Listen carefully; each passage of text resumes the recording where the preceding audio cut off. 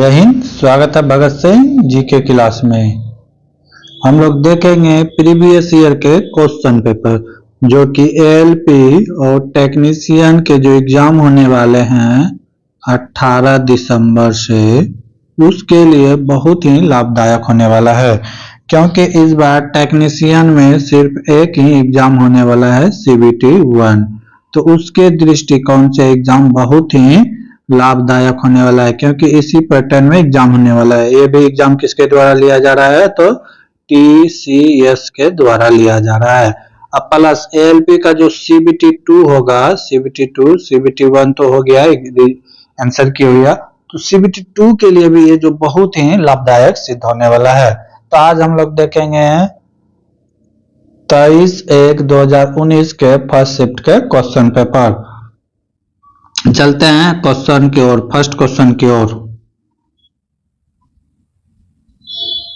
पहला क्वेश्चन है sin 5 sin theta minus 2 cos theta का मान क्या होगा यदि थीटा का वैल्यू दिया हुआ है कितना हो, 30 डिग्री हो तो।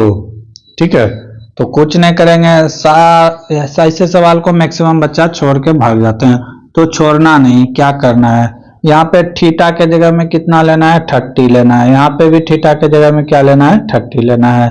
तो क्या हो जाएगा, 5 sin 30 degree minus 2 cos 30 degree. ठीक है, अब सबका वैल्यू पुट कर देंगे। 5 तो नॉमिकल वैल्यू है तो 5 रह जाएगा। sin 30 डिग्री, sin 30 डिग्री का वैल्यू कितना होता है, तो ये पता करना होगा। ठीक है, तो ये कितना होता है, 1/2 होता है। माइनस है तो माइनस करेंगे, 2 cos 30 डिग्री का वैल्यू कितना होता है, तो cos 30 डिग्री का वैल्यू होता है √3/2। बस क्या करना है, इसी को सॉल्व कर देना है। फिर क्या कर देना है, इसी को सॉल्व कर देना है। जैसे यहाँ से क्या हो जाएगा, 2 कैंसिल हो जाएगा, तो ये कितना हो गया, 5/2 माइनस √3। नीचे में कुछ नहीं तो एक एलसीएम ले लेंगे। एलसीएम कितना हो जाएगा, 2। तो 2 से कटाएंगे तो एक काट गया, बचा कितना ऊपर, 5। ऊपर बचा 5, माइनस है तो माइनस। अब नीचे एक लघुत्तम तो एक हो गया, एक कितना हो गया, 2√3। तो राइट आंसर क्या हो जाएगा, इतना हो जाएगा, -√3/2। तो राइट आंसर यही होने वाला है। ऑप्शन यहाँ पे गड़बड़ दिया हुआ है क्योंकि ये टाइपिंग किया हुआ है, तो ये गलत हो सकता है। तो राइट आंसर यही होने वाला है। अगला क्वेश्चन है 1376 सेंटीमीटर क्षेत्रफल वाले एक गोलेकार का व्यास क्या होगा।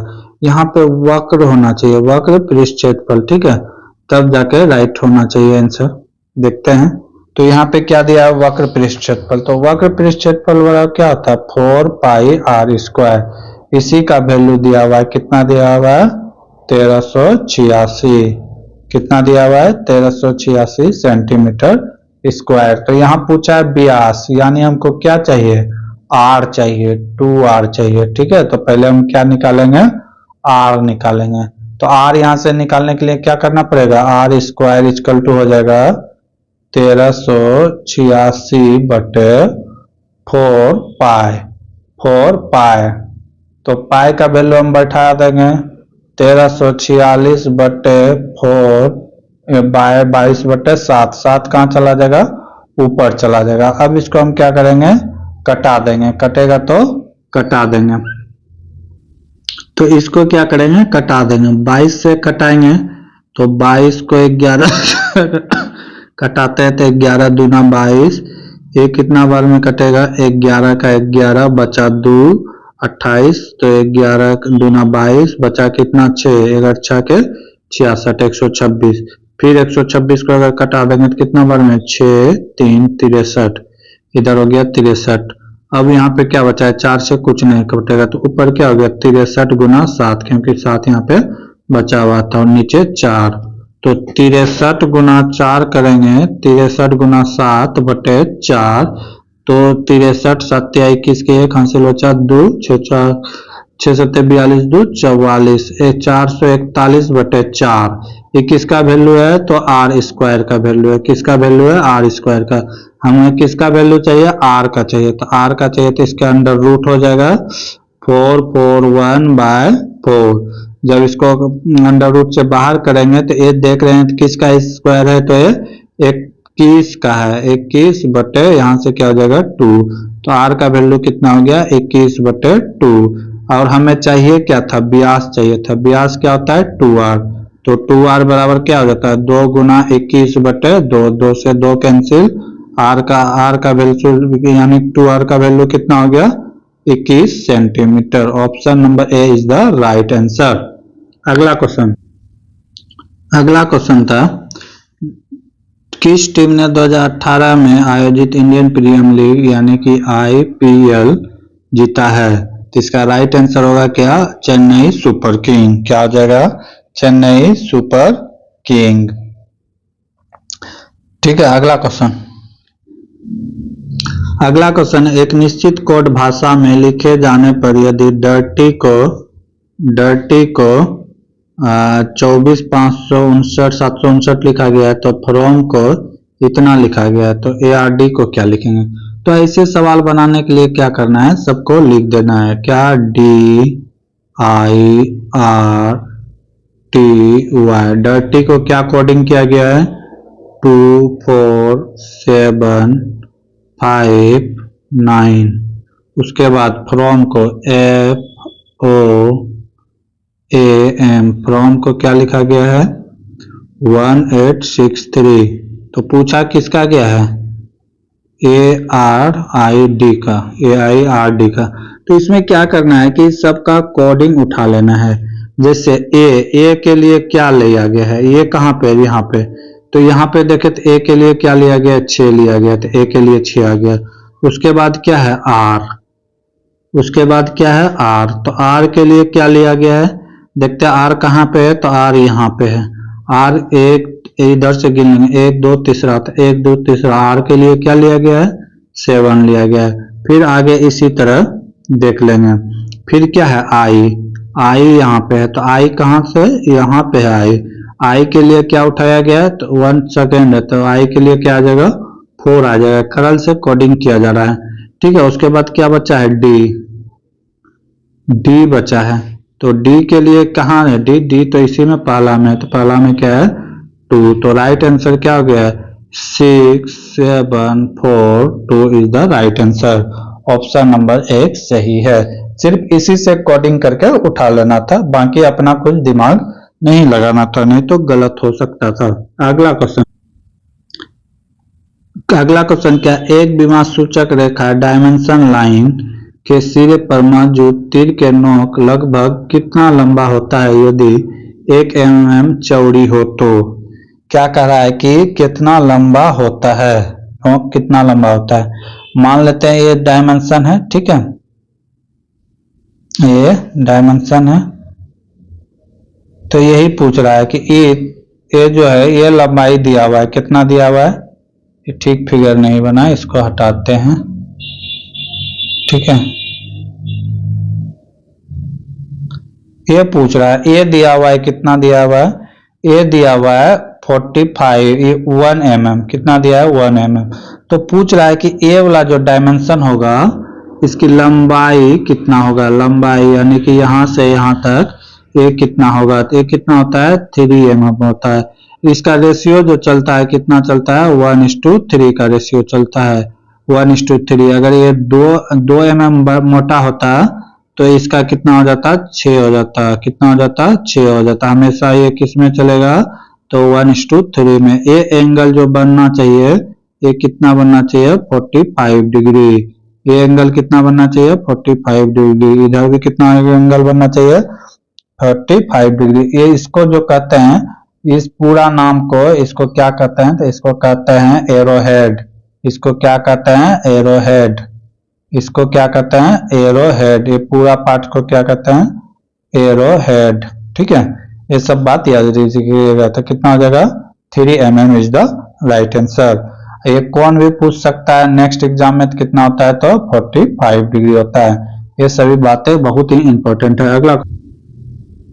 अगला सवाल है, एक व्यापारी 60 बोरा अनाज 400 रुपए की दर से खरीदता है और 8% लाभ पर 18 बोरी बेच देता है, तो उसे 60 बोरी पर कुल 16 दशमलव इतना लाभ कमाना है। तो बस आसान है, बन जाएगा। तो टोटल कितना बोरी अनाज खरीदा, तो 60 बोरी, कितना करके, तो 400 करके, 400 गुना से कर दिए तो कितना हो गया, 6 चौके 24,000 रुपया। अब क्या करा है कि इसमें इसको लाभ चाहिए, कितना परसेंट लाभ चाहिए, तो 16.4%। तो लाभ मतलब क्या होता है, प्रॉफिट। तो 116% लाभ का मतलब क्या हो जाएगा कि 116.4, ठीक है। लाभ मतलब होता है 100 से ज्यादा होगा तभी लाभ होगा, 100% से ज्यादा होगा तभी लाभ होगा। लाभ कब होगा, जब 100% से ज्यादा में बेचेंगे। तो इसका मूल्य कितना हो जाएगा, तो इसका वैल्यू हमें निकालना होगा, तो कितना में निकालना होगा, 116.4%। तो 116% में है तो इसमें हटाएंगे तो 100 से बाय करना होगा, और यहाँ पे दशमलव हटाएंगे तो 1 जीरो और आ जाएगा। तो अब यहाँ से कटा सकते हैं, 3 जीरो से 3 जीरो कैंसिल, बचा क्या, 116 यानी कि 1616 गुना आगे क्या बचा, 24, इसको गुना कर देंगे तो इतना रुपए आना चाहिए। इसको इसको गुना करेंगे तो कितना आएगा, 27,936 रुपए। कितना आएगा, 27,936 रुपए आना चाहिए। कितना लगाने पर, 24,000 रुपए लगाने पर। लेकिन हमने क्या किया है, हमने 18 बोरी अनाज पहले ही बेच चुका है। हमने कितना बोरी अनाज बेच चुका है, 18 बोरी अनाज बेच चुका है। कितना परसेंट, कितना करके, 400 रुपया करके खरीदे थे, और इसमें कितना परसेंट लाभ होना चाहिए था, 8%। तो इसका दाम देख लेते हैं, 18 चौके कितना हो गया, 7200। 7200 का हमको कितना परसेंट लाभ चाहिए, 8%। 8% लाभ का मतलब क्या हो जाएगा, 108/100। इससे गुना कर देंगे, गुना कर देंगे। जब इसको माइनस करेंगे तो इसको गुना करेंगे तो कितना आ जाएगा, 7776 रुपए आ जाएगा। ठीक है, इतना रुपए आ गया है मेरे पास। टोटल आना कितना था, इतना आना था, टोटल आना था इतना, लेकिन आया है कितना, अभी इतना आया है। तो बाकी कितना बचेगा, तो घटा देंगे, 27,936 माइनस 7776। जब इसको माइनस कर देंगे तो कितना आ जाएगा, 20,000। ये माइनस करने के बाद आएगा कितना, 20,160 रुपये आएगा, 20,160 रुपये आएगा। अब इतना रुपए हमको कहाँ से आना आएगा, तो ये जो बचा हुआ है 60 बोरा था, 60 में से 18 बोरा हमने बेच दिया, तो बचा कितना है, 42 बोरा। तो इसको क्या करेंगे, 42 से भाग दे देंगे। जब 42 से भाग देंगे तो इस कट के कितना आ जाएगा, 480 रुपए। यानी कि बचे हुए बोरे को किस रेट से बेचना होगा, तो 480 रुपया पर बोरा के हिसाब से बेचना होगा, तभी हमें क्या होगा, 16.4% की लाभ होगा। अगला क्वेश्चन 57 नंबर क्वेश्चन क्या कह रहा है, इतना mm गुना इतना का आकार कागज का पेपर किस माप का होता है, डैश मैप का होता है। तो ये कितना होगा, A4 साइज का होगा। कौन सा साइज होगा, A4। तो हम लोग देख लेते हैं कि कागज के कितने साइज होते हैं। कागज के 5 साइज होते हैं, ठीक है, 1 2 3 4 और 5 साइज होता है। कौन कौन सा होता है, तो A0 होता है, A1 होता है, A2 होता है, A3 होता है और A4 होता है। तो A0 किसको कहेंगे, A0 किसको कहेंगे, तो जिसका साइज होना चाहिए कितना, 841 गुना 1189, ठीक है, 1189 होना चाहिए। ये जो है ये कौन साइज का होगा, तो A0। उसके बाद आता है A1। A1 की बात करें तो 594 गुना 841 mm। ये सब किस में है, तो mm में। ये वाला जो है यहाँ पे आके लास्ट हो जाता है, ठीक है, ध्यान से देखिएगा, समझिएगा। ये वाला यहाँ पे आके क्या हो जाता है, लास्ट हो जाता है, ठीक है। फिर A2 की बात करें, तो ये कितना होता है, 420 गुना ए वाला आ जाएगा नीचे कितना 594, कितना हो जाएगा 594, सिर्फ एक याद रखना। फिर A3 हो जाएगा तो कितना हो जाएगा 297 गुना, अब ए वाला कहाँ जाएगा नीचे आ जाएगा 420 हो जाएगा। फिर A4 कितना हो जाएगा तो 210 गुना, अब ए वाला जो है नीचे आ जाएगा कितना हो जाएगा 297। तो यहाँ हम देख रहे हैं कि ए जो है वेरी करते जा रहा है। ए जो है क्या कहते हैं ए वाला मान पहले यहाँ आ रहा है, फिर ए वाला मान यहाँ आ रहा है, फिर ए वाला मान कहाँ जा रहा है ए वाला मान यहाँ आ रहा है, तो फिर इसी तरह चलते जा रहा है ए वाला मान फिर यहाँ आ रहा है। समझे? तो ए कागज का डायमेंशन होता है, इसे याद कर लीजिएगा, एग्जाम में आ सकता है, वहां नहीं तो 1 नंबर छूट सकता है। ठीक है, अगला क्वेश्चन। अगला क्वेश्चन है 506 और 772 का महत्तम समवर्तक क्या होगा? क्या पूछा है? महत्तम समवर्तक HCF क्या होगा? हायर कॉमन फैक्टर क्या होगा? तो 506 को इस रूप में तोड़ना है और 782 का किए मैक्सिमम फैक्टर दोनों से कट हो। तो अब 576 को जैसे तोड़ते हैं तो 2 गुना 11 गुना कितना हो जाता है 23, 2 गुना 11 गुना 23 करेंगे तो 576। फिर इसको अगर तोड़ेंगे तो कितना हो जाएगा, ये भी टूटेगा 2 गुना 17 गुना 23। ठीक है, अब इसमें मैच कौन कौन कर रहा है, कॉमन इसमें कौन है देखेंगे, क्योंकि हायर कॉमन फैक्टर हम देख रहे हैं। क्या देख रहे हैं? Higher common factor. तो सबसे बड़ा यहाँ पे क्या है 23, इसमें भी है इसमें भी है, तो 23 ले लेंगे, एक बार 23 ले लेंगे। ठीक है, उसके बाद क्या है यहाँ पे 11 है यहाँ पे 17 है, दोनों अलग अलग है तो इसको नहीं लेंगे। ठीक है, अब यहाँ पे भी 2 है यहाँ पे भी 2 है तो इसको ले लेंगे। तो कितना हो जाएगा 23 दुना 46, यानी कि 46 एक ऐसी संख्या है सबसे बड़ी से बड़ी संख्या जो इसमें भी भाग लग सकता है और इसमें भी लग सकता है, इसी को कहते हैं HCF हायर कॉमन फैक्टर। 46 ऐसी संख्या है जो इसमें भी मिल सकता है और इसमें भी मिल सकता है। राइट आंसर क्या हो जाएगा 46 इज द राइट आंसर। अगला क्वेश्चन,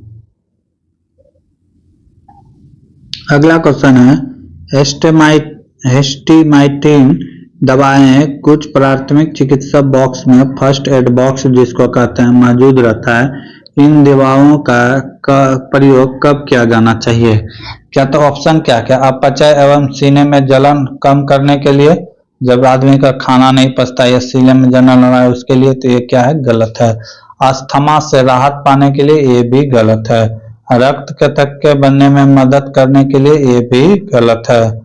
ऑप्शन 4 क्या क्या है, परागगंध यानी ज्वार, हेवी फीवर और अन्य एलर्जी लक्षणों से कम करने के लिए, इसी के लिए रखा जाता है। एलर्जी क्या है, जैसे शरीर में खुजली हो जाना, नाक में सूजन हो जाना, शरीर में चकता चकता हो जाना, ठीक है, छींक आना, बहुत बार छींक आना, बहती हुई नाक, यह सब क्या है एलर्जी का लक्षण है। इसी में फर्स्ट एड बॉक्स में जो दवाई रखा जाता है इसका प्रयोग किया जाता है। अगला क्वेश्चन, अगला क्वेश्चन है यदि 3a बराबर 6b इक्वल टू 7c तो a:b:c का रेशियो पूछा है। तो किसका पूछा है 3:a का। अगर a बराबर क्या रहेंगे तो क्या हो जाएगा 1/3 होगा, b बराबर करेंगे तो क्या हो जाएगा 1/6 होगा, c बराबर करेंगे तो क्या हो जाएगा 1/7 हो जाएगा। तो ये क्या आ गया 1/3 1/6 1/7। अब इन सभी का लघुत्तम ले लेंगे तो कितना हो जाएगा, इस सब का क्या करेंगे लघुत्तम ले लेंगे तो कितना आ जाएगा 42 2 आ गया। तो 42 को सब इसमें क्या करेंगे बारी बारी से गुना करेंगे, जैसे इसके साथ करेंगे, जैसे इसके साथ गुना करें 42 का क्या हो जाएगा 1/3 इंटू 42, एक कटेगा तो कितना आ जाएगा 14 आ जाएगा। फिर इसके साथ गुना करेंगे तो क्या हो गया 1/6 इंटू 42, इसको जब गुना करेंगे कितना हो जाएगा 7 आ जाएगा। फिर इसके साथ 1/7 इंटू 42, इसके साथ गुना करेंगे 6×7=42 यानी कि 6 आ गया। तो रेशियो क्या हो गया 14:7:6, इज द राइट आंसर। यही हो जाएगा रेशियो। ऑप्शन नंबर क्या हो जाएगा 3 राइट आंसर। अगला क्वेश्चन है कृत्रिम भाषा में कुछ शब्द दिए गए हैं इस प्रकार से, इसको इतना लिखा गया है, ठीक है, इसको इतना लिखा गया है, इसको इतना लिखा गया है। तो पूछा है कि ओवर ड्राइव को क्या लिखेंगे। तो ये मिल गया है, जैसे क्या लिखा है UNA एक शब्द है, CRI एक शब्द है, मिल गया है, इसीलिए इसमें दिक्कत होगा। इसको क्या लिखा गया LIGHT light house, light house. फिर लिखा गया है BAN बन CRI, इसको क्या लिखा गया है LIGHT light weight, WEIGHT light weight लिखा गया है, ठीक है। फिर क्या लिखा गया है बन, इसको क्या लिखा गया है, इसको लिखा गया है OVER over weight, WEIGHT over weight. तो अब पूछा गया है कि ओवर ड्राइव को क्या लिखेंगे, OVER ओवर ड्राइव को क्या लिखेंगे। तो यहाँ से सबका कोडिंग उठाना होगा, यहाँ से क्या उठाना होगा कोडिंग। अब देख रहे हैं बन यहाँ पे है और बन यहाँ पे है, तो इन दोनों में एक शब्द मिलना चाहिए। तो वेट मिल रहा है, तो वेट मिल रहा है, यानी कि बन के लिए क्या आ गया वेट, वेट आ गया वन के लिए। अब फिर यहाँ पे देख रहे हैं तो इसको अलग कलर से ले लेते हैं। तो यहाँ पे क्या है CRI यहाँ पे, तो इस दोनों में लाइट कॉमन क्या आ रहा है, तो लाइट CRI, यानी कि CRI के लिए क्या आ गया लाइट आ गया, ठीक है। तो अब बचा क्या है हमको ओवर के लिए तो E आ जाएगा, एकदम कंफर्म है, ठीक है। ओवर ड्राइव नहीं है, तो अब क्वेश्चन को हम क्या करेंगे ऑप्शन से छांटना स्टार्ट करेंगे। किससे छांटना ऑप्शन करेंगे क्वेश्चन को ऑप्शन से। ये तो नहीं होगा क्योंकि इसमें CRI लगा हुआ है, ये नहीं होगा। ये भी नहीं हो सकता, UNA लगा हुआ है, UNA हाउस का होता है, ये भी नहीं होगा। जो नहीं होगा वो पहले हम छाड़ देते हैं। BN है इसमें, BN भी नहीं होगा, BN मतलब होता है वेट, ये भी नहीं होगा। तो ऑप्शन एक ही बचा हुआ है ETU, तो हम मेरे पास था, ठीक है, ओवर के लिए, और बाकी ड्राइव के लिए क्या हो जाएगा ADI हो जाएगा। तो ऑप्शन नंबर 2 जो है it is the right answer. अगला क्वेश्चन है एक बहती हुई नदी में एक नाव धारा की दिशा में कितना 12 किलोमीटर प्रति घंटा एक निश्चित दूरी तक जाती है और फिर उसी दूरी को विपरीत, उसी दूरी, यहाँ पे दूरी क्या है कांस्टेंट है, दूरी क्या है कांस्टेंट है, दूरी 24 किलोमीटर प्रति घंटा की रफ्तार से औसत चाल क्या है। अगर दूरी कांस्टेंट रहे, दूरी क्या रहे कांस्टेंट मतलब स्थिर रहे, स्थिर, ठीक है, स्थिर रहे, तो ऐसे सिचुएशन में औसत वेग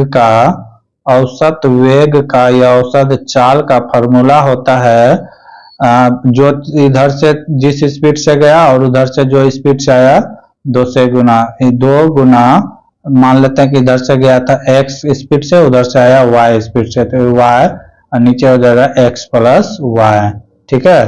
तो दूरी कांस्टेंट है क्योंकि कह रहा है कि वही दूरी, उसी दूरी को, ठीक है।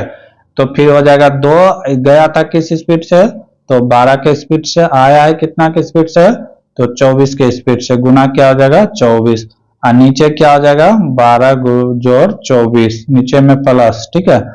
तो इसको क्या करेंगे अब कट्टा गुना कर देंगे, तो इसको अगर गुना करेंगे तो ऊपर क्या हो जाएगा 2 गुना 12 गुना 24, और नीचे कितना आ जाएगा 12 24 36 से कितना बार में कटेगा 3 बार में, 3 से कितना बार में कटेगा 8 बार में, 8 गुना कितना हो गया 16 किलोमीटर पर आवर हो जाएगा उसका एवरेज स्पीड, ठीक है। तो मेन फार्मूला क्या था 2xy बटे x प्लस वाई। ये कब होगा जब कांस्टेंट दूरी क्या रहेगा कांस्टेंट रहेगा। अगला क्वेश्चन है उस विकल्प का चयन करें जो तीसरे शब्द से उसी प्रकार संबंधित है जिस तरह पहला शब्द दूसरे शब्द से। पत्र लिफाफा, पत्र को किस में बंद करके लाया जाता है? तो लिफाफा में, ठीक है, लिफाफा में। तो उसी तरह पूछ रहा है कि खंजर, खंजर कहाँ कैसे आएगा? खंजर कहाँ रहता है? हथियार है, खंजर का हथियार है, धारदार होता है, सही है। तलवार है, ये सब जो है नाम है कि खंजर को कहाँ रखा जाता है? तो मयान में रखा जाता है। किस में रखा जाता है? मयान में। जिस तरह पत्र को लिफाफा में रखा जाता है, उसी तरह खंजर को किस में रखा जाता है? मयान में। तो इसका राइट आंसर क्या हो जाएगा? मयान। अगला क्वेश्चन है, बिंदु -4 को 7 और 2 3 से जुड़ने वाले परिच्छेद के मध्य बिंदु का निर्देशांक बताइए। यानी कि दो बिंदु दिया हुआ है, मान लेते हैं ए और बी है, एक लाइन है। तो इसके बीच जो सी बिंदु होगा, तो इसी का मध्य बिंदु का मान पूछा है। इसका वैल्यू दिया हुआ है कितना? 4 -4 और 7 दिया हुआ है। इसका वैल्यू दिया हुआ है कितना? इसका वैल्यू दिया हुआ है 2:2 और 3 दिया हुआ है, 2 और 3 दिया है। तो इसका मान पूछा है। तो ऐसे सवाल को कैसे मानेंगे? पहला को मान लेंगे x1, पहले को क्या मान लेंगे? x1। इसको मान लेंगे y1, ठीक है। इसको फिर मान लेंगे क्या? x2। इसको मान लेंगे y2, ठीक है। तो हमें चाहिए यहाँ पे क्या? x डैश चाहिए, x डैश चाहिए, क्या चाहिए? x डैश चाहिए, ठीक है। तो एक जाति वाले को एक साथ जोड़ देंगे, एक जाति वाले को क्या करेंगे? एक साथ जोड़ देंगे। x1 और x2 को जोड़ देंगे, तब x डैश का वैल्यू निकल जाएगा। x1 प्लस x2 कर देंगे, अब y2 एवरेज निकाल रहे हैं, तो एवरेज। फिर अब ये y2 और y1 को जोड़ देंगे, तब y डैश निकल जाएगा। y डैश बराबर क्या हो जाएगा? y1 plus y2 bye 2। बस यही करना था और कुछ नहीं करना था सवाल में। x1 का वैल्यू कितना है? -4 प्लस का चिन्ह है तो प्लस, और इधर कितना है? इसका x2 का वैल्यू 2 बाय क्या कर देंगे? 2 कर देंगे। अब इधर आएंगे तो ये x1 डैश का वैल्यू निकल गया, ये y डैश का निकालेंगे तो y का वैल्यू कितना है? 7 है, प्लस y2 का वैल्यू कितना है? 3 है। कितना है? 3 है, बाय क्या कर देंगे? 2 कर देंगे। इसको जब जोड़ेंगे तो ये कितना हो जाएगा? -4 में +2 जाएगा तो -2 बटे क्या हो जाएगा? 2 कट जाएगा एक बार में। यानी कि x का वैल्यू क्या आ जाएगा? x का वैल्यू, x डैश का वैल्यू -1 आएगा, -1 आएगा, क्योंकि 2 जो है माइनस में था। अब इसको जोड़ेंगे तो ये कितना हो जाएगा? 5 दूना 5 10 बटे 2 कितना हो जाएगा? 5 आ जाएगा। तो y का वैल्यू कितना आ गया? y डैश का वैल्यू कितना आ गया? 5। तो इसका वैल्यू कितना हो गया?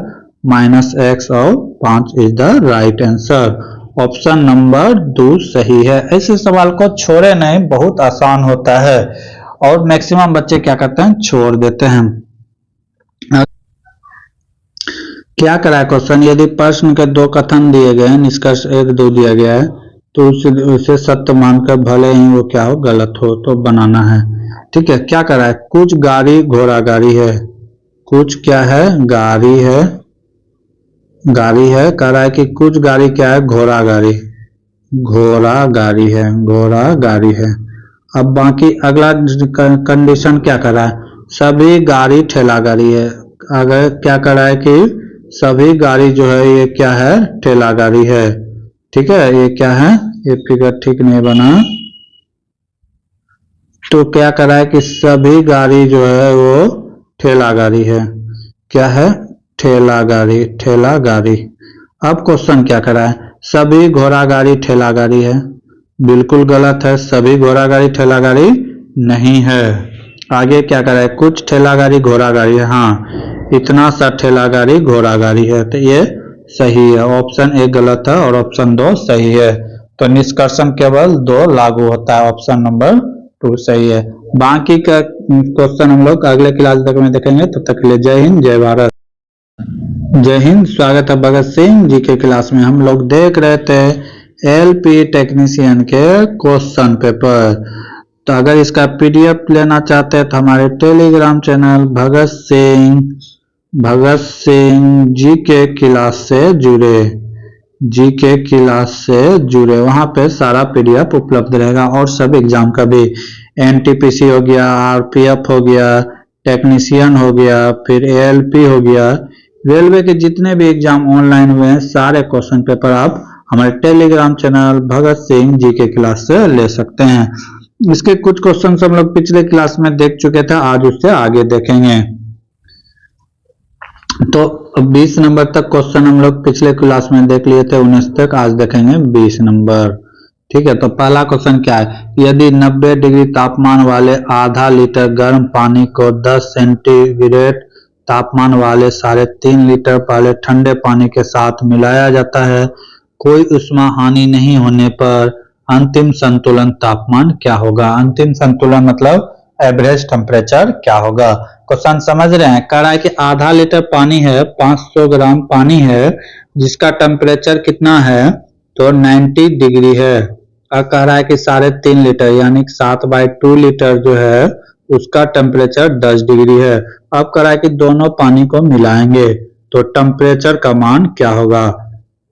ठीक है, तो इस तरह अगर करेंगे तो गलती हो जाएगा, इसके लिए फार्मूला होता है। ठीक है, तो पहले सब कुछ हम लिख लेते हैं, उसके बाद आगे करेंगे। ठीक है, सब कुछ क्या करते हैं, पहले लिख लेते हैं, उसके बाद हम लोग बनाएंगे सवाल। तो क्या क्या है, 90 डिग्री दिया हुआ है, यानी कि तापमान, ये क्या दिया हुआ है, तापमान दिया हुआ है, तापमान। तापमान को क्या चीज से, θ1 से डिनोट करेंगे, पहला है तो 1, कितना दिया हुआ है, 90 डिग्री। ठीक है, 90 डिग्री।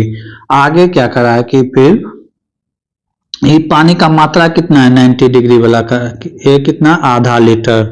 पानी की मात्रा, पानी की मात्रा ये कितना है, इसको मान लेते हैं L1। L1 बराबर कितना दिया हुआ है, यानी कि 500 ग्राम।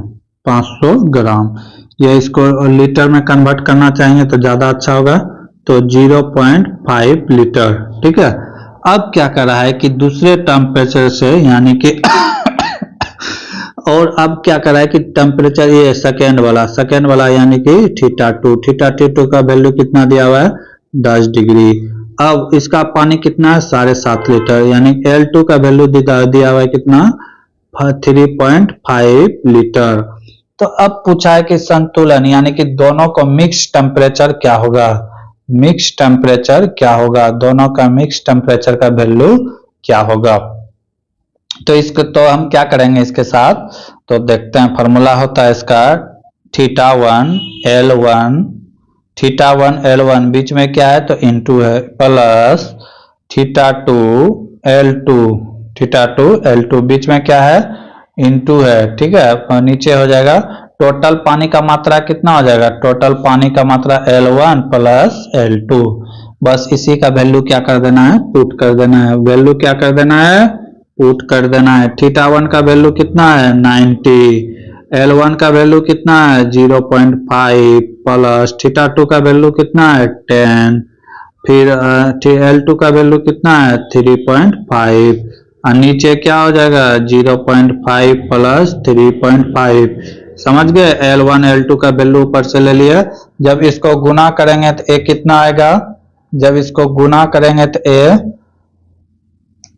ये आ जाएगा 45, ये आ जाएगा कितना 45।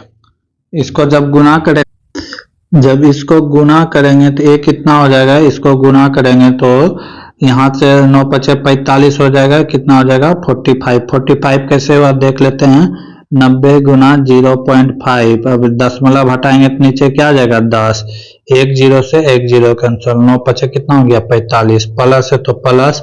अब 10 × 3.5, इसको दशमलव हटाएंगे तो ये तो खत्म, 10 × इससे 1 0 खत्म, तो ये कितना हो गया 35, और नीचे कितना हो गया, इसको जब जोड़ेंगे तो ये कितना हो जाएगा 4 लीटर। अब ये टोटल को जोड़ देंगे तो कितना हो जाएगा 80/4, 80/4 को जब घटाएंगे तो कितना आ जाएगा 20 डिग्री सेंटीग्रेड। तो इसका जो है एवरेज टेम्परेचर क्या हो जाएगा 40 डिग्री टेम्परेट।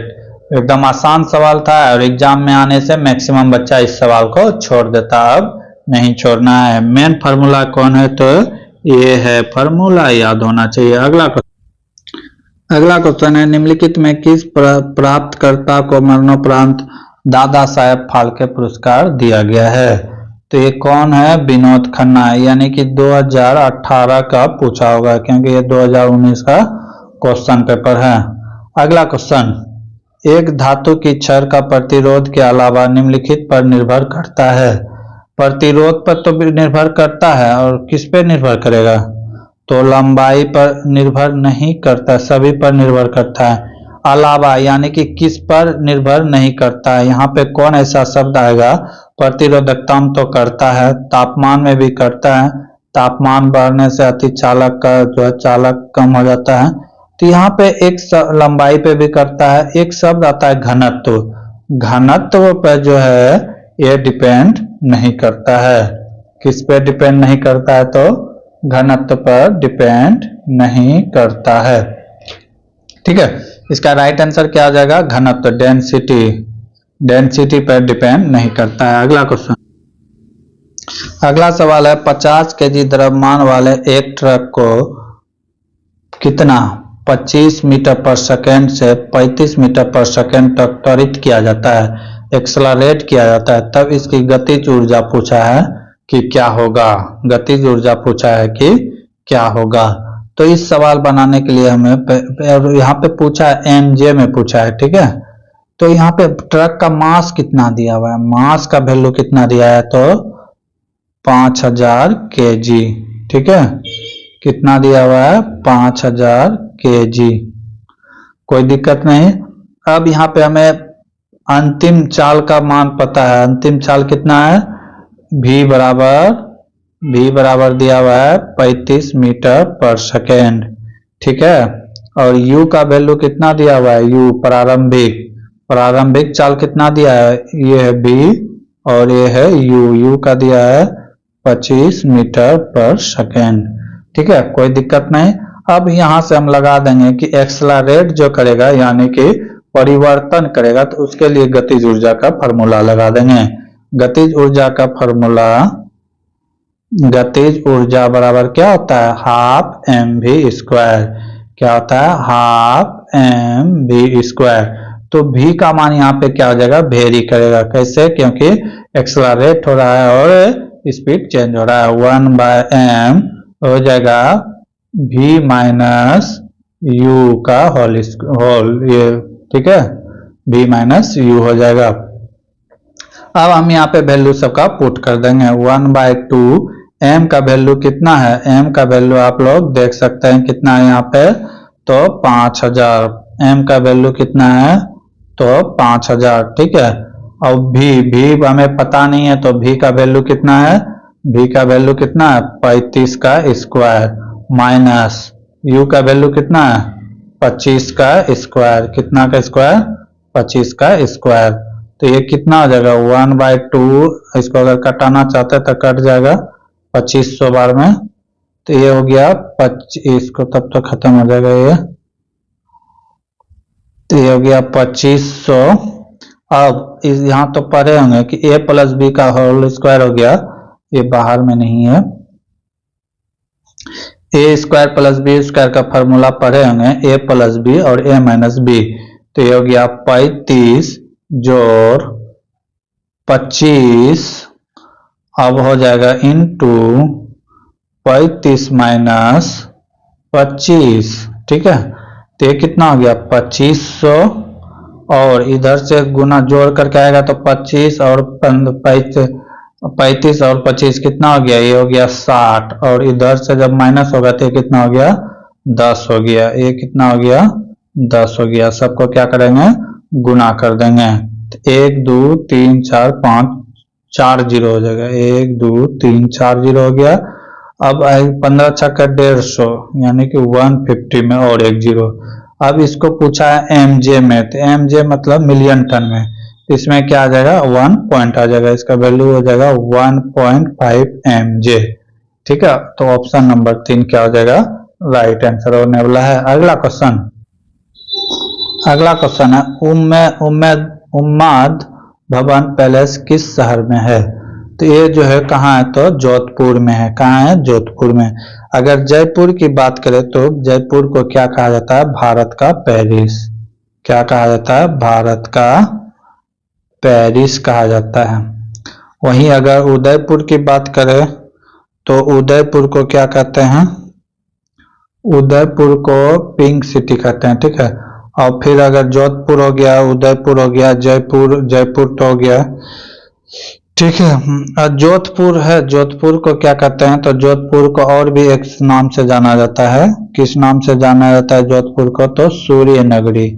कौन सा नगरी, सूर्य नगरी। क्योंकि सूर्य जो है भारत में सबसे देर तक यहीं से दिखाई देता है, क्योंकि ये भारत का जो मानचित्र की बात करें तो यहाँ पे होता है और सूरज यहाँ पे डूबता है। तो सबसे लास्ट जो दिखाई देगा तो यहीं से जोधपुर से दिखाई देने वाला है। अगला क्वेश्चन, अगला क्वेश्चन है निम्नलिखित में कौन सा एक असम का लोक नृत्य है। तो अगर नाटी का बात करें तो नाटी किसका है, हिमाचल प्रदेश का है। हिमाचल प्रदेश का है, HP, ठीक है। अगर आए क्वेश्चन तो जो जो जान रहे हैं उसको पहले पहले छांटते जाए, जिसके बारे में नहीं जान रहे वो इसका राइट आंसर हो जाएगा। तो नाटी हो गया हिमाचल प्रदेश का। अगर लेचिम का बात करें तो ये महाराष्ट्र का है। किसका है, महाराष्ट्र का है, MH, महाराष्ट्र का है, ठीक है, महाराष्ट्र का है। अगर गिद्धा की बात करें तो ये सबको पता होगा किसका है, ये तो पंजाब का है, पंजाब का है। अब हम इसके बारे में नहीं जान रहे थे किसका था, तब इसका राइट आंसर ही हो जाएगा असम, असम का है। क्योंकि 3 के बारे में हमको पता था नहीं था, इसके बारे में पता नहीं था। तो बाग किसका हो जाएगा, असम का लोक नृत्य है। नाटी किसका है, तो हिमाचल प्रदेश। बागू गुरुबा हो गया असम का। लेजिम हो गया महाराष्ट्र का। गिद्धा हो गया पंजाब का, ठीक है। रासलीला और नौटंकी ये सब आएगा तो ये सब उत्तर प्रदेश का होगा। अगला क्वेश्चन,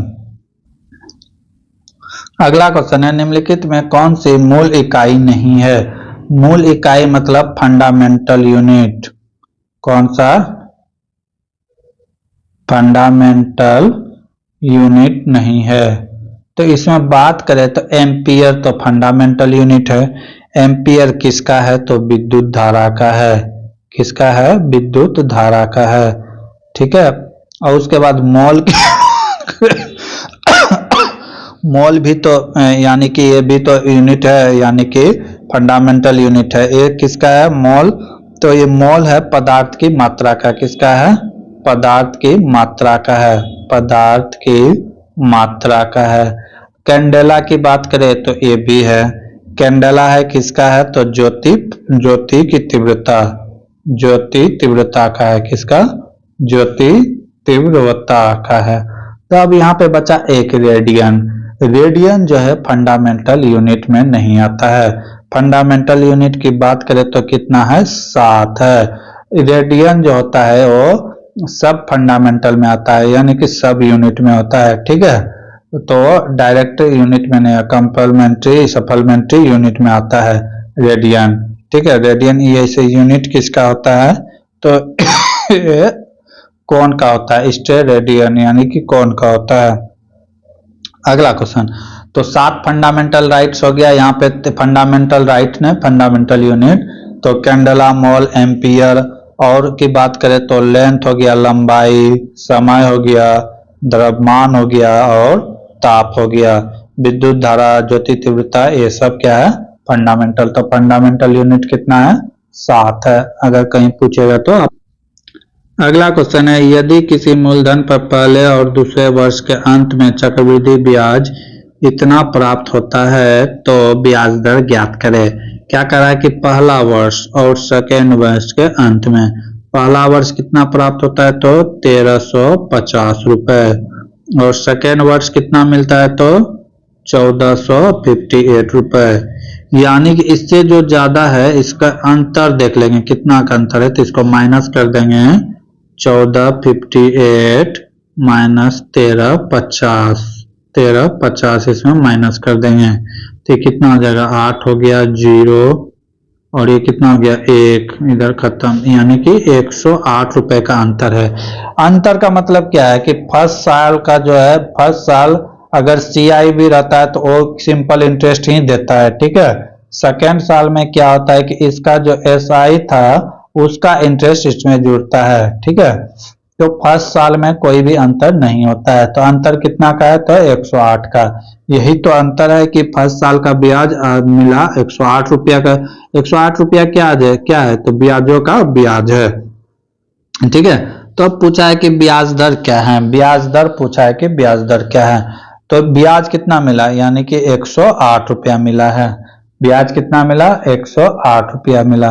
कितने में मिला है, कितने में मिला है, तो ये इतना में मिला है, कितना में, 1350 रुपया का ही तो ब्याज है 108। 1350 गुना क्या हो जाएगा, 100 हो जाएगा। क्या हो जाएगा, गुना 100। अब इसको हम क्या करेंगे, कटा देंगे। कटा देंगे तो 2 बार में कटेगा, ये कितना बार में कटेगा, 50 से 13 बार 26, एक 27 बार में कटेगा। फिर इसको अगर 27 से कटाएंगे तो कितना बार में कटेगा, 4 बार में। 4 गुना 2 कितना हो गया, इसको गुना कर देंगे तो 8%। ब्याज की दर कितना हो गया, तो 8%।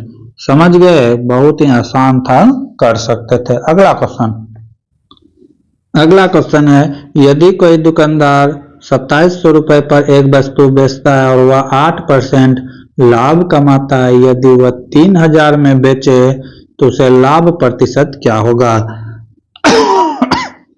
तो मैंने पिछले क्लास में भी बताया था, कोई भी वस्तु जो खरीदते हैं तो हमारे लिए क्या होता है, 100%। अगर इससे ज्यादा में बेचते हैं तो क्या होता है, लाभ होता है। अगर इससे कम में बेचते हैं तो क्या होता है, कम में बेचते हैं तो हानि होता है। क्या होता है, हानि होता है। तो वही यहाँ पे बात कर रहा है कि 108% यानी कि लाभ हुआ है, तो कितना, 8। 100% में खरीदे, इसमें 8 ऐड हो जाएगा, यानी कि 2700 रुपए का वैल्यू कितना है, 108% के बराबर। तो अब कह रहा है कि अगर हम इस वस्तु को 3000 में बेचते, कितना में बेचते, 3000 में बेचते, तो लाभ प्रतिशत कितना होता है, लाभ प्रतिशत कितना, यानी कि 100 से जितना ज्यादा आएगा तो लाभ होगा। मान लिए यहाँ पे x, ये कितना है, x%। अब क्या कर देंगे, तिरछा तिरछी हम लोग गुना कर देंगे। तिरछा तिरछी गुना कर देंगे तो x बराबर कितना हो जाएगा, 3000 गुना 108 बटे 2700 आ जाएगा नीचे। 2700 कहाँ जाएगा, नीचे। अब इसमें जो कटेगा उसको क्या करेंगे, कटा देंगे, ठीक है। 2 जीरो से 2 जीरो कैंसिल हो गया। 27 से कितना बार में जाएगा, 4 बार में। ऊपर कितना बचा है, 30 गुना 4 कितना हो गया, 120। 120 120 जो परसेंटेज आया तो ये 100 से कितना अधिक है, 100 से कितना अधिक है, तो 100 में से 120 में से 100 माइनस कर देंगे तो कितना आ जाएगा, 20%। यानी कि लाभ कितना का होगा, तो 20% का होगा। समझ गए सवाल, बहुत ही आसान सवाल था, बस कुछ नहीं था, बस थोड़ा सा समझना था। अगला क्वेश्चन क्या कह रहा है, अगला क्वेश्चन है, यदि किसी कार की गति 54 किलोमीटर प्रति आवर से बढ़ाकर 90 किलोमीटर प्रति आवर कर दी जाती है तो इसकी गतिज ऊर्जा का अनुपात क्या होगा। यानी कि पहले और बाद का अनुपात पूछ रहा है। तो गतिज ऊर्जा का फार्मूला क्या होता है, काइनेटिक एनर्जी बराबर होता है, काइनेटिक एनर्जी बराबर होता है हाफ mv², हाफ mv²। ये सब फार्मूला याद होना चाहिए, नहीं तो आप फिजिक्स नहीं बना पाएंगे। तो इसका मतलब क्या है, काइनेटिक एनर्जी डायरेक्टली प्रोपोर्शनल होता है v², यानी कि वेलोसिटी का, ठीक है। किसका होता है, वेलोसिटी का। काइनेटिक एनर्जी डायरेक्टली प्रोपोर्शनल मतलब समानुपाती किसका है, v² का। किसका है, v² का। तो यहाँ पे v का मान क्या कर रहा है, वेरी कर रहा है। एक बार 54 था तो अब बढ़ के कितना हो गया, 90 हो गया। तो v का में जो 2 वैल्यू लेना होगा। जैसे काइनेटिक एनर्जी का भी ले लेते हैं। काइनेटिक एनर्जी पहले 54 किलोमीटर के लिए क्या होगा, तो इसको काइनेटिक एनर्जी 1 मानते हैं। फिर 90 किलोमीटर के लिए क्या हो जाएगा, तो इसको काइनेटिक एनर्जी 2 मानते हैं। इसको कहते हैं V1 का स्क्वायर और V2 का स्क्वायर। दो मान है ना, एक है 54 और दूसरा है इतना। ठीक है, बस यही करना था। अब इसमें से मान रख देंगे। पहला का काइनेटिक एनर्जी कितना दिया हुआ है 54। ठीक है, वेलोसिटी या फिर यहां से देख सकते हैं कि इसका मान यहां से देख सकते हैं। पहला का मान दिया हुआ है कितना 54। ठीक है, दूसरा का कितना दिया हुआ है 90। इसका एक ब्रैकेट में बंद कर सकते हैं V1/V2 का होल स्क्वायर। ठीक है, तो इसको भी क्या कर दिया, बंद कर दिए। यही तो काइनेटिक एनर्जी आएगा। ठीक है तो काइनेटिक एनर्जी बराबर क्या हो जाएगा, काइनेटिक एनर्जी का वैल्यू अगर इसको निकालेंगे, इसको कटा देते हैं तो कटा देंगे तो 18 तिया 54 या 18 पंचे कितना हो गया 90। तो निकल के क्या आ गया 3/5। 3/5 का स्क्वायर, ऊपर क्या हो जाएगा 9 और नीचे क्या हो जाएगा 25। इसका रेशियो क्या हो जाएगा 9:25। 9:25 इज द राइट आंसर। समझ गए, मेन बेसिक फार्मूला ये था और इसके अनुसार यहाँ से निकाल सकते थे। फिजिक्स में फार्मूला ही है और कुछ नहीं है, सवाल बहुत हल्का रहता है। अगला क्वेश्चन है, राष्ट्रीय कौशल विकास निगम NSDC भारत के देश के तहत गठित एक सार्वजनिक निजी साझेदार है। तो ये किसके अंतर्गत गठित किया जाता है, तो ये वित्त मंत्रालय के द्वारा गठित किया जाता है। किसके द्वारा किया जाता है, वित्त मंत्रालय के द्वारा गठित किया जाता है। NSD एक ऐसा यानी कि कंपनी है या फिर संस्था है जो बिना लाभ के काम करता है। किसका, बिना लाभ के काम करता है। अगर इसकी बात की स्थापना की जाए तो ये 2008-9 के तहत किया गया था। ठीक है, कब किया गया था 2008-9 के तहत। एक नियम आया था NSDC जो 1956 के तहत किया गया था कि ये कंपनी बिना लाभ के काम करने वाला है, संस्था है। ठीक है, अगला क्वेश्चन है, यदि कोई संख्या 36 से बढ़ाने पर अपने 109% के बराबर हो जाता है तो वह संख्या क्या है। फिर वही परसेंटेज का हम यूज करके इसे आसानी से बना सकते हैं। 109% कह रहा है, कितना 109%। तो 100 से कितना ज्यादा है, तो 100 से कितना ज्यादा है, तो 100 में 109% को घटा देंगे यानी कि 9%। 9% बराबर कितना दिया हुआ है 36 दिया हुआ है। तो पूछा क्या है, वह संख्या क्या है। संख्या अपने आप में क्या होता है 100% होता है। संख्या अपने आप में क्या होता है 100% आता है। तो हम 100% निकाल देंगे। 100% निकाल देंगे। मान लिए x और कर देंगे तिरछे गुना, तो क्या हो जाएगा x बराबर 100 गुना 36/9। 9 से कटेगा कितना बार में 4 बार में, तो 4 गुना 100 कितना हो जाएगा 400 is the right answer, option number C. अगला क्वेश्चन है, डैश वह स्थिति जब हम किसी सतह को समतल आकृतियों के पैटर्न में इस प्रकार ढकते हैं ताकि कोई भी ओवरलैप या रिक्त स्थान ना रहे, तो उसे क्या कहते हैं। यानी कि कहने का मतलब इसका है कि ये जो ढक रहे हैं इसका कोई भी स्थान में ओवरलैप नहीं होगा। ओवरलैप मतलब कि एक दूसरे पर चढ़ेगा नहीं। ठीक है, एक दूसरे पर चढ़ेगा भी नहीं और एक दूसरे पर गैप भी नहीं रहेगा। तो इस तरह का जो हम लोग ओवरलैपिंग कहते हैं उसको क्या कहते हैं टेसेलेशन। क्या कहते हैं टेसेलेशन। अगला क्वेश्चन है, संविधान मसौदा समिति के अध्यक्ष कौन थे।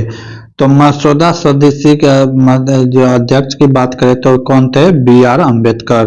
कौन थे BR अम्बेडकर।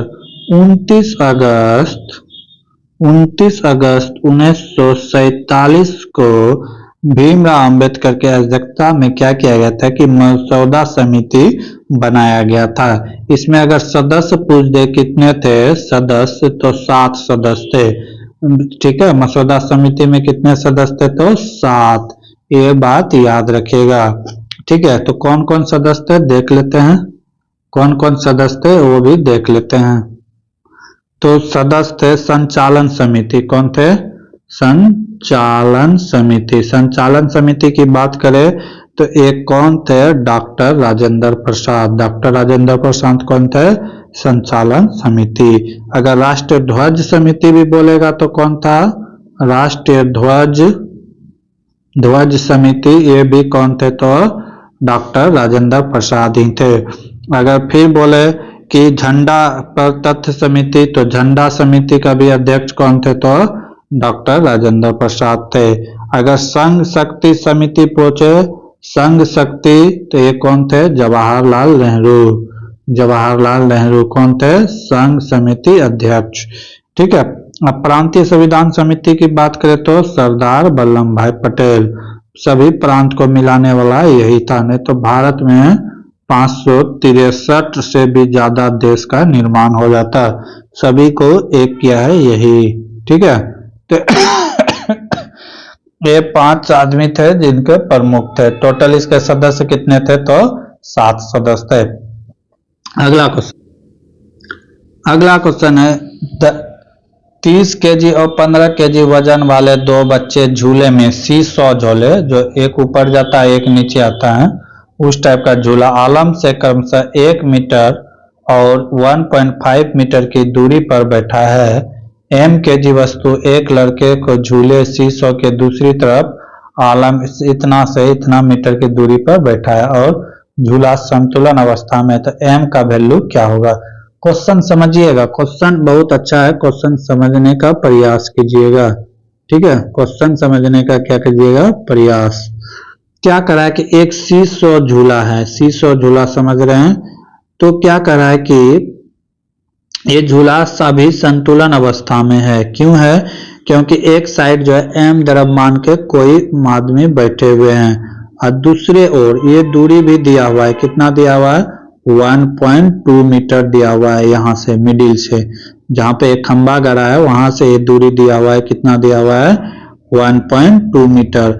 अब कह रहा है कि इधर के भी दूरी जो है इतना दिया हुआ है। इसमें 2 बच्चा बैठा हुआ है। कितना बच्चा बैठा हुआ है? 2 बच्चा बैठा हुआ है। पहले कौन सा बच्चा बैठा हुआ है? तो पहले जिसका नाम दिया है वो बैठा है। पहले 30 केजी वाला बच्चा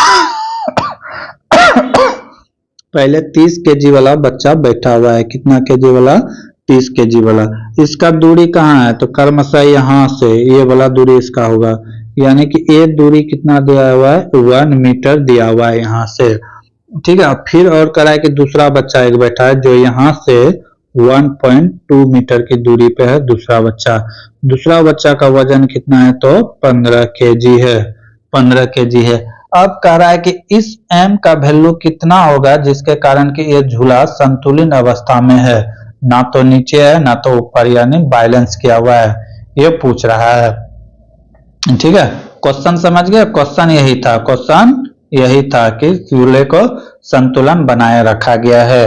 तो यहाँ पे हम मास देखेंगे कि इसका मास कितना होगा। सेंटर ऑफ मास यहाँ था, तो ये बैलेंस किस तरह हुआ है, तो m का वैल्यू क्या है, m का कितना वजन है, ये क्वेश्चन पूछा है। ठीक है, तो क्वेश्चन में कुछ नहीं है। क्वेश्चन में जो है इसका वेट और इसका डायमेंशन को क्या करेंगे? गुना कर देंगे, प्लस इधर का डायमेंशन प्लस वेट को गुना कर देंगे, बराबर इधर कर देंगे। ठीक है, तो क्या हो जाएगा? इसको मान लेते हैं ये m1, ये m2 मान लेते हैं इसको। ठीक है, इसको मान लेते हैं L1, इसको मान लेते हैं L2। ठीक है, तो क्या हो जाएगा कि पहले इसके साथ चलेंगे, तो हो गया 30 केजी और गुना किसके साथ है? 1 के। इसके बीच की दूरी कितना है? तो 1 मीटर, ये हो गया 1। अब फिर प्लस, अब इसके बीच की दूरी कितना है? 15 केजी। अब इसके बीच का दूरी 15 केजी का लड़का है, इसके बीच का दूरी कितना है डिस्टेंस? तो 1.2 मीटर। ठीक है, इतना आ गया। अब ये किसके बराबर है? तो m केजी के बराबर है ना, तो m केजी का m, ठीक है, इंटू 1.2 केजी। इसी को हम लोग क्या करेंगे? बैलेंस कर देंगे, तो आंसर आ जाएगा। तो ये 30 गुना 1 करेंगे तो कितना हो जाएगा? 30 प्लस 15 गुना 1.5 करेंगे तो ये कितना हो जाएगा? 18 हो जाएगा। 15 को अगर 12 से गुना करेंगे, 15 को 1.2 से गुना करेंगे तो कितना हो जाएगा? 18 हो जाएगा। इक्वल टू क्या हो गया? m into 1.2, 1 into 1.2। अब इसको जोड़ देंगे तो कितना हो गया 48। 48 बराबर क्या हो गया m इंटू 1.2। यहां से हम m का वैल्यू निकाल लेंगे। m का वैल्यू क्या आ जाएगा 4.8 बाय 1, 4.8 नहीं 48 होगा, 48 होगा, 48 होगा, कितना होगा 48 बाय 1/2। इसको अगर कटा देंगे तो ऊपर चला जाएगा 0, दशमलव खत्म, तो 12 चौक है 48। कितना हो गया 40 kg, यानी m का वैल्यू कितना हो गया तो 40 kg। बहुत ही आसान था, लेकिन एग्जाम में आने के बाद मैक्सिमम बच्चा छोड़ देता है। तो ये था सवाल। अब आगे के क्वेश्चन देखेंगे अगले क्लास में। तब तक के लिए जय हिंद, जय भारत।